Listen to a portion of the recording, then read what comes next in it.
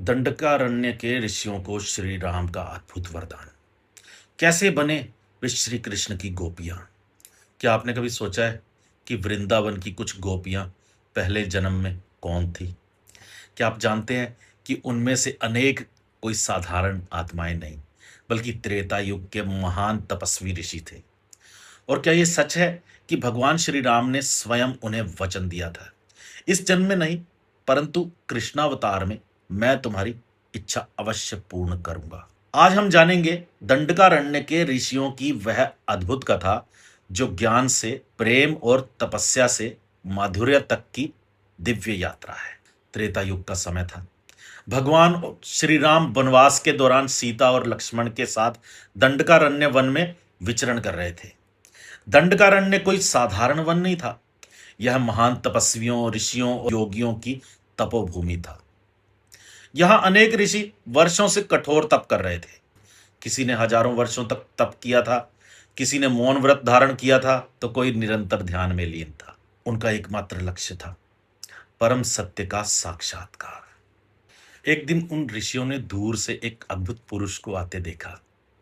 श्यामल शरीर, कमल के समान नेत्र, हाथों में धनुष बाण, मुख पर दिव्य तेज और अनंत करुणा, साथ में माता सीता और भ्राता लक्ष्मण। जैसे ही ऋषियों की दृष्टि श्री राम पर पड़ी, उनके भीतर कुछ बदल गया। वर्षों की तपस्या में जो आनंद नहीं मिला था, वह एक क्षण के दर्शन में प्राप्त होने लगा। उनका मन श्री राम के रूप माधुर्य में डूब गया। ऋषियों का आंतरिक संघर्ष, ऋषि स्वयं भी आश्चर्यचकित हो गए। वे तो ब्रह्म ज्ञान के साधक थे। उन्होंने संसार का त्याग किया था, परंतु आज उनका हृदय भगवान के सौंदर्य से मोहित हो रहा था। वे सोचने लगे, यह कौन सा प्रेम है, यह कौन सा आकर्षण है जो तपस्या से भी अधिक शक्तिशाली है। धीरे धीरे उन्हें अनुभव हुआ, यह कोई सांसारिक आकर्षण नहीं है, यह आत्मा का परमात्मा के प्रति शुद्ध प्रेम है। अंततः वे ऋषि भगवान श्री राम के चरणों में पहुंचे, हाथ जोड़कर विनम्रता से बोले, हे प्रभु, हम जानते हैं कि आप स्वयं परब्रह्म हैं, किंतु आपके दर्शन ने हमारे हृदय में एक अद्भुत प्रेम जगा दिया है। हम आपको केवल पूजना नहीं चाहते, हम आपको अपने परम प्रिय के रूप में प्राप्त करना चाहते हैं। हमें ऐसा प्रेम प्रदान कीजिए जिसमें आपके साथ पूर्ण आत्मिक मिलन हो। भगवान श्री राम ने ऋषियों की ओर प्रेम पूर्वक देखा। वे उनके हृदय की पवित्रता को समझ रहे थे। तब श्री राम मुस्कुराए और बोले, हे मुनिवरों, तुम्हारी भावना अत्यंत पवित्र है। मैं तुम्हारे प्रेम से प्रसन्न हूं, किंतु इस अवतार में मैं मर्यादा की स्थापना के लिए आया। मैं एक पत्नी व्रत का पालन कर रहा हूं, अतः इस जन्म में तुम्हारी यह अभिलाषा पूर्ण नहीं हो सकती। यह सुनकर ऋषियों के हृदय में क्षण भर के लिए विषाद उत्पन्न हुआ, किंतु तभी भगवान ने आगे कहा, सुनो मुनिवरों, द्वापर युग में मैं कृष्ण के रूप में अवतीर्ण होऊंगा।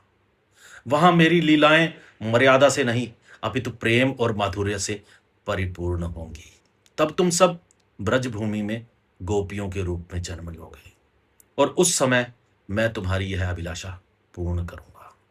भगवान के ये वचन सुनकर ऋषियों की आंखों से आनंद के आश्रु बहने लगे। उन्हें ज्ञात हो गया कि उनका प्रेम अस्वीकार नहीं हुआ है, भगवान ने स्वयं उसे स्वीकार कर लिया है। अब उनका जीवन एक ही प्रतीक्षा बन गया, कृष्णावतार की प्रतीक्षा। समय बीतता गया, त्रेता युग समाप्त हुआ, द्वापर युग आया।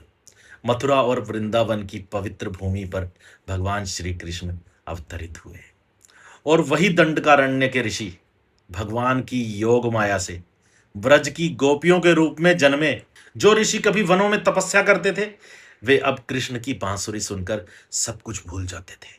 जो कभी ध्यान में भगवान को खोजते थे, वे अब प्रत्यक्ष श्री कृष्ण के साथ रासलीला में सम्मिलित थे।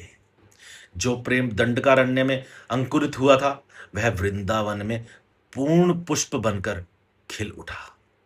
श्री राम का दिया हुआ वचन पूर्ण हुआ। दंडकारण्य के ऋषियों की यह कथा हमें सिखाती है कि ज्ञान का अंत प्रेम है, तपस्या का अंत प्रेम है, योग का अंत प्रेम है, और जब प्रेम शुद्ध हो जाता है तो स्वयं भगवान भी अपने भक्तों को वचन देकर उनकी अभिलाषा पूर्ण करते हैं। जय श्री राम, जय श्री कृष्ण।